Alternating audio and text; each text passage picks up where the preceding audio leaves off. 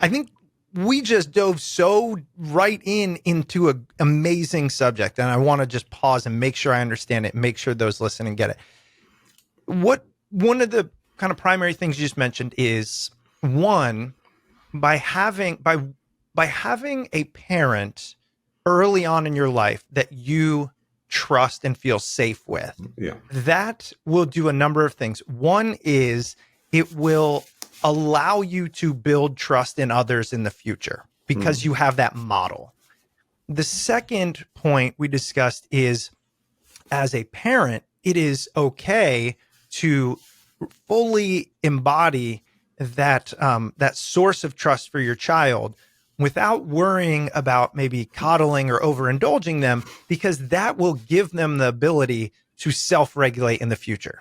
Yeah, but you're bringing, first of all, it doesn't have to be a biological parent. Okay. It can be someone in close proximity during development. So we don't want to say that we're so limited to only our biological parents. Mm-hmm. And for some individuals, they literally have had pets, Sure. dogs and horses that served in a, let's say, a dysregulated home to help them co-regulate in Wow. that situation. So we see the flexibility and adaptiveness of the human with other social mammals. So I'm basically giving you an optimistic story here. Sure. The other part, I mean, of course, we would like loving parents who are mature enough to realize that that's their role, is to create an unconditional safety network for their child without evaluating that they're spoiling them. But Wow. what happens is they think of co-regulation as protection. That's not what I'm saying. You don't have to protect your child, and that's not what the nervous system of the child is feeling. The nervous system of the child wants the presence of the parent to be there in case they need it.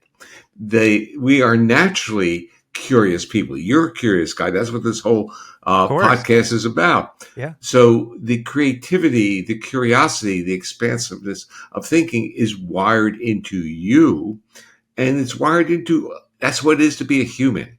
Right. And often when we think of taking care of our children, we literally create the boundary that interferes with that creativity, expansiveness.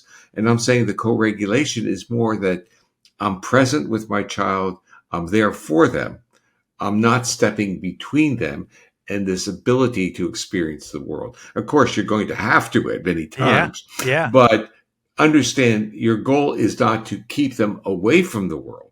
Mm-hmm. Your goal is to enable them to literally slide in, navigate into it. You hit on such a hot button.